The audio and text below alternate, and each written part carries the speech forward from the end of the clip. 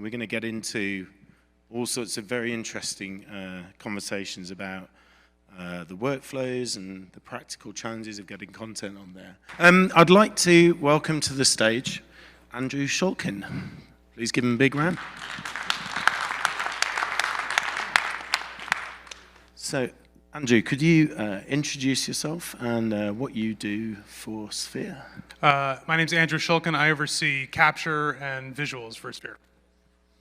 That was easy, wasn't it? So, I want to go back, because obviously the Sphere is there now, and people can go and experience it, but what was the vision that led to that incredible venue?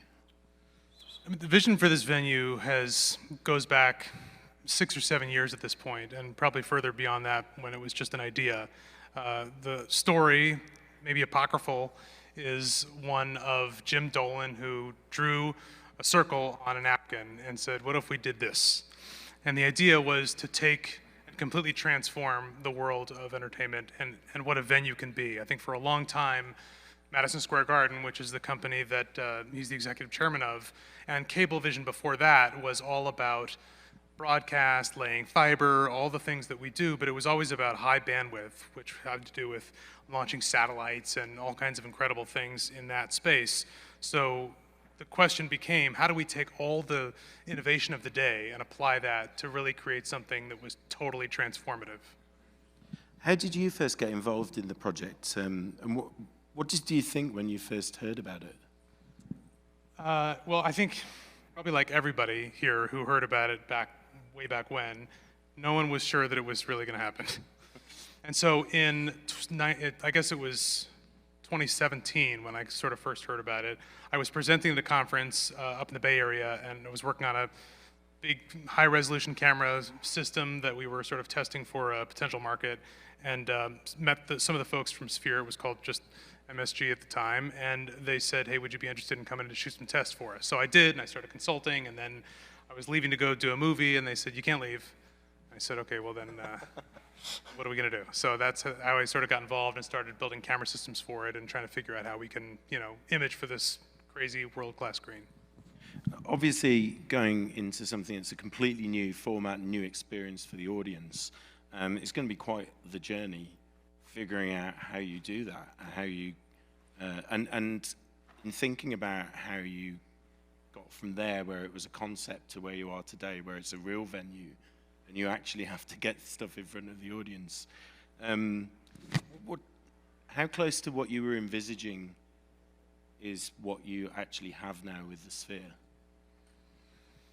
There was no way to envisage it, honestly. I mean, I think the entire time, we were just talking about this in the green room, we didn't have the venue until we finished shooting, after we were finished shooting. And so initially we had a small 27-foot dome that we built in Burbank, and that was a different product. It was still LED, but it was smaller. We walked in, we built that in 2020. It was initially in San Francisco, and then we installed it here at Burbank Studios, which was a kind of our preliminary space. And we walked in, and one of the first things that the chairman said was, it's not big enough, because this screen is 360 feet across, and so we needed something that was a closer analog until this was built. So during the course of production, we had what we call Big Dome now, which is a quarter-scale dome in Burbank, and that's 106 feet across. So now you could start to get a sense of the scale of what it was like to shoot for these images. I mean, the thing that probably everyone in this room can appreciate is, creating images that initially we were using an array for. We're trying to create something in 16K, 16384 by 16384, but no camera was singly imaging for that. So we had to validate it somewhere to make sure that what we were shooting was sharp. So my anxiety the whole time was, is it going to be sharp enough? Are we going to see stitch lines and seams and all that stuff? And is the camera going to be stable enough? Because it might be that the movement of the Earth is too much for what we're seeing in terms of stability. So when did you get a sense of what you could accomplish? Was it actually when it was finished and you could go in there and see it, or? Well, first, there were like stages of it, of course. We first went into this 27-foot dome, and so we had shot a bunch of tests in Hawaii and other places around the country. And in looking at those in the dome, even in the small 27-foot dome, it was sort of like, oh, okay, there's something there. It's kind of interesting. but you're so close in a 27-foot dome, we're in the middle of it, so you're 13 feet away from an LED screen that's, you know, super bright, so you were so distracted by the pixels, it was hard to tell. Then when we got into this, what we call big dome, the first time we put up images there, we thought, okay, this is, now we're into something. Now this is something impressive. And we had a bunch of, we went to Atlanta during COVID, and everyone was wearing masks, and we were on this particular property, and we spent 2 weeks just shooting all kinds of stuff. Camera on cars, camera on planes, camera, you know, going down a whitewater rafting, and all kinds of just different kinds of movement just to see what would work, what felt good. And so we looked at that in Big Dome, and we thought, okay, now we're starting to get closer to what this is. So that was the first one, I guess, when we really felt like this is something special. And then, of course, when we first saw images in Sphere, we saw those same images in Sphere, August of 2023. And we were like, okay, this is gonna work. And how does that work in terms of that kind of visual language? Because you know, a filmmaker goes out, they know conceptually, we have enough experience of it, okay, I point the camera there, that's my frame, and that's what's in it. And now your frame is so huge, and it's not flat. So how do you come up with that new language? Or how do you understand when you're shooting what you're gonna get? I think we started to build a little bit of a vernacular, a little bit of like a sense memory of kind of like instinct about it. It's tricky, it's hard. I mean, it took a while for us to figure out, and I think part of the challenge is that with such a new format, we've all been in this business for, you know, a good period of time. I recognize a lot of faces here, and like everyone's been at it for a while. So we've like refined this thing to a point. We understand what filmmaking is. We understand where we get the cameras, what we do with them, what goes into them, what we're going to come back with. You can kind of imagine in your mind. This is so new that every single one of us, even those of us that have been doing it for the last 4 years, are like discovering new things every day and all the time. So whether that's new creative partners or whether that's people who are working internally, we're constantly figuring out new things. And that's why we do it. Otherwise, we wouldn't be doing it. So let's just quickly talk about some of the specs of the Sphere. You know, we've all seen pictures. Actually, we've got a few. If you want that to click through, we've got some pictures of the exosphere, as it's known. Can you give us a few stats about both the displays inside and outside of the sphere? So what you're looking at here, we call this the exosphere. You've probably seen this before. And the outside of the sphere is it's 516 feet wide. It's 322 feet tall. And the exterior is, it's actually sub 4K, surprisingly. And the pixels, there's over 1 million pixels that are made of these little pucks that have 40 LEDs in each puck. And those make up what's surprisingly a complete surface at a specific distance. This is our emoji. There's a name for this. What do we call it? Emoji. Oh, there's a name for it. This is something, and I think part of what the exterior is basically designed to be half art and promotion and half commercial. So it's not always branded content. The idea is that there's some personality to it. This has sort of been popular because it's sort of like fun and playful. And ultimately, the whole venue is meant to be both like something that utilizes all these different technologies, but applies it in a purpose that's sort of meaningful, good, exciting, moves people along in a positive way. First time I saw that dude was last night when I got up in the middle of the night, jet lagged to go to the loo. I had a look out the window and he was looking at me and I was like, the fuck is that? Who is that dude? And the inside, for those that haven't seen it, is, as I said, it's about 360 feet across. It's about 280 feet tall. And the screen is over 16K by 16K. So there's seating for 17,500, and there's floor seating that's sort of down in that area, which can be either standing room for a concert or during the immersive show like Postcards from Earth that we're running right now. We have these units that blow wind and scent, and so it's a real sort of 4D experience. So, of course, you do both live and produced content. I know everything's produced.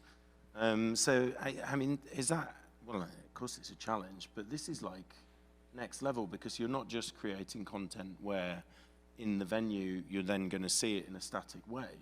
You've got actual performers there. And how do you think about that kind of, again, like what you put with the performance to complement it, but also make the most of that venue? again, ongoing challenge, new venue, we're trying to figure it out. I think that the most striking thing is, especially with a band, you two just finished their residency. How do you create people who are between 5 and 6 feet tall?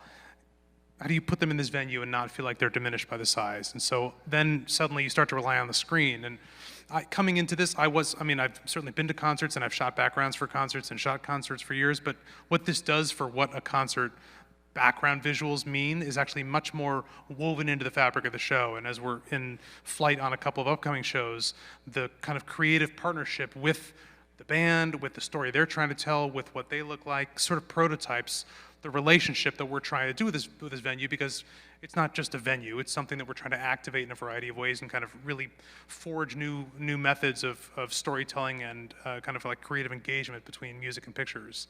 Something I realized I left out is almost as impressive as, I would say maybe even more impressive than the visuals, is the audio system, which is a specific kind of beamforming audio that uses wavefield synthesis to kind of virtually position sound in a 3D space. So what you can't see is behind the screen, which is acoustically transparent, meaning that if you were standing next to it, you could actually see through it, are 168,000 speakers.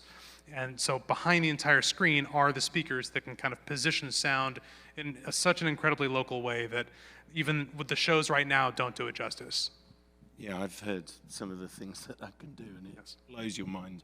And that's coming from a background of audio, which is, I never thought I was going to hear something as spectacular as that sound system. And this has never been done at this scale. Why is scale important to the vision for Sphere?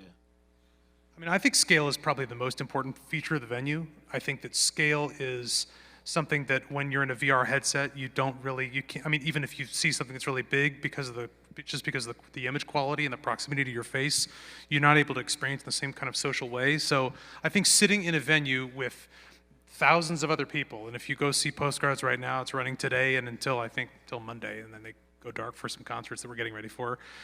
The fact that you're in a room with 3,000 to 5,000 other people is such an incredible experience that you don't even get in a movie theater. I mean, the fact that you're experiencing something that's like not just, whether it's emotional or it's visceral, or you're feeling the kind of movement, or there's anticipation or scale.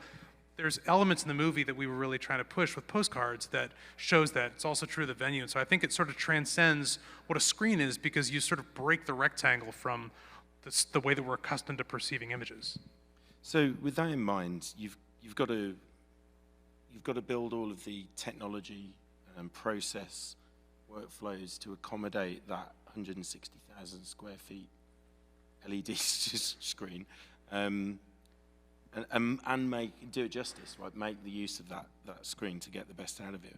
What were your immediate concerns with doing that? Was there any anxiety? No, none at all. No, I didn't think so. I mean, there was nothing that wasn't anxiety-provoking. I mean, from, like I said before, sharpness and stabilization, and those are just the things that I'm focused on. I mean, there's audio issues, there's workflow issues that you'll hear about in a second from the other gentlemen that are going to come up here. Color issues, because of the screen that we've built is a novel product. And in fact, that novel product doesn't match the other novel product. We basically built the largest LED screen in the world, and then in anticipation of the largest LED screen in the world, and so we were having to solve those challenges all the time. So every aspect of it, not being able to proof it, working with these massive file sizes, and like you said a minute ago, how do you make it good? I mean, how do you make it worthwhile? How is just not, something that no one's going to care about or that people aren't going to be interested in? It feels like all these technologies that are coming together, we're coming together for a reason. So how do we make the most of that and not waste that opportunity? So with that in mind, and you've alluded to it, but you started with camera arrays in order to create the content which you were then having to stitch together. And then you came up with Big Sky. Well, I guess you'd already come up with it. So why, tell us about why it was necessary really to do that rather than just stick with off-the-shelf technology. I mean, when I first got involved, we were starting with arrays, and we realized that when a variety of reasons. Number one, because each of these lenses that we're having to work together would have to kind of combine together for ganged focus, or being able to achieve sufficient sharpness across the image area meant that we were trying to use the fewest cameras possible with the widest lenses, which was like the worst case scenario. And there's so few really high quality wide angle lenses out there that were quality edge to edge. So first was just a camera control issue. And some of that's been solved, and we've done that with ride films and other, like VFX plates and stuff like that. But what was so important about this was just purely we were spending in stitching, and the decisions we'd have to make when we had an array, which whether it was splayed out or kind of converging, that you couldn't focus on anything that was closer than 20, 25 feet, which wouldn't really work necessarily. And certainly, if you have an 11 camera or a 15 camera array to hit the resolution and to hit the pixels per degree angle, you couldn't move the thing. So the idea was, how do you get something into people's hands that you can actually use and tell stories with, so you weren't completely limited by what, by the technology. The idea was to make the technology frictionless. So we're like, well, Jim Dolan, the chairman of the company, said, how do we get away with the stitching? We looked at automating it, we looked at all kinds of other solutions, and we're like, we could build a camera. He's like, well, what would that cost? And so then we kind of did the due diligence to figure out what that was.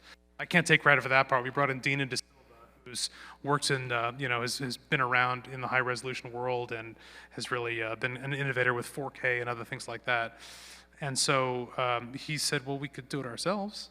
And I said, you can do it yourself. It's not my skill set. And so I was sort of like, define the needs, and here's how we want to use it, and here's what it's going to look like, and here's what we need to be able to put it on, and the weight and the lens, and the what was the stop of the lens that we were trying to get, because not only were we building a camera, we're also building lenses. So we have a suite of lenses that we now use, which we'll show you here. Maybe I should forward to some of these other images because we have some samples.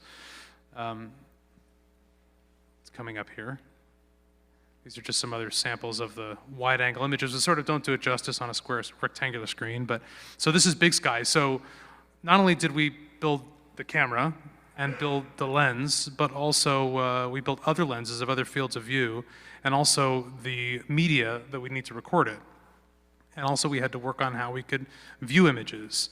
So this is the camera from the side, and we had to make sure that we could power it with, regular batteries, and power it with, off-the-shelf things that we could, locate in other countries and not have to travel with all of our gear. So that's Big Sky. So, I mean, it looks pretty much like the same sort of size, more or less, and kind of form factor as a cinema camera. But what are the differences with working with this camera versus other ones on set? The lens that you're seeing here is about 45 pounds. Okay. And that's because it's a 3.5, and we really wanted to be able to have the speed out of this lens so we could shoot, dark environments and other circumstances like that. It's sort of a two-man carry, this lens that you're looking at right here. And we have a couple other lenses. So we have a 165-degree field of view, which gives us a little bit of look around because our screen isn't quite that wide. We have a 150-degree field of view, and then we have another lightweight lens that we just started playing with, which is weighing in at 12 pounds. So everything's getting lighter and smaller and lighter and smaller. And so, we've tried to make it as usable and fully featured as possible in terms of dynamic range and in terms of, mag. So what you're not seeing here, do we have a picture of that? Oh, that's the front of the lens. I don't know that we have a picture of the recorder, but it's a little bit like a Rialto, where you have a recorder and then fiber connecting us to the camera head. And that fiber, in some cases, we're in Indonesia, a kilometer away. So that's what we do. Did you have a lot of problems with people like wandering around? You're like, you're in shot, and they're like, what? Like they're right over there on the edge. That happens a lot. Yeah. A lot.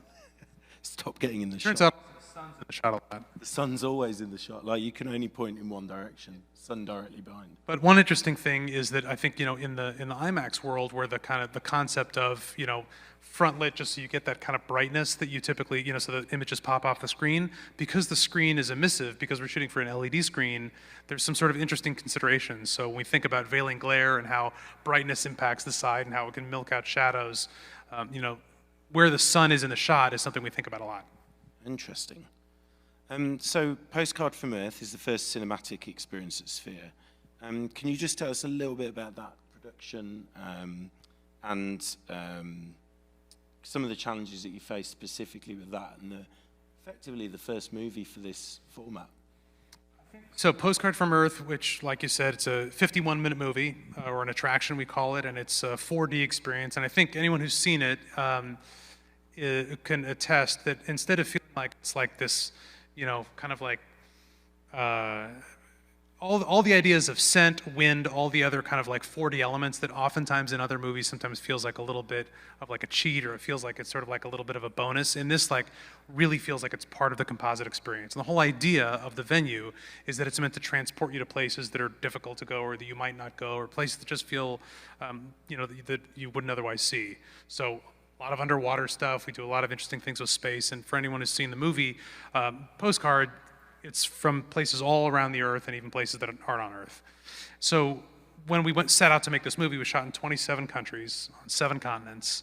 And part of the challenge of making that was, how do you take this equipment and really throw it into basically making a documentary, like a sort of nature doc. And moving equipment around like that, the versatility, chasing weather, you know, skies, humidity, we learned a lot about what the camera can and can't do. And I think it really helped us to kind of like, you know, mature the medium, because the camera showed up on the first day of set. So you didn't get to try the camera out before you started shooting? It showed up on day 1. And you learned it as you went? We learned as we went. Well, I think that's a perfect segue to invite the rest of our panel up, and our host, Abby Hemingway, who is CEO of Jackshoot, who's going to tell us all about her experience seeing Postcard from Earth and find out what these guys did to make it. Thank you, Rich. Hello, everyone. Yes, I'm just going to explain how my mind was blown last night when I arrived in Vegas.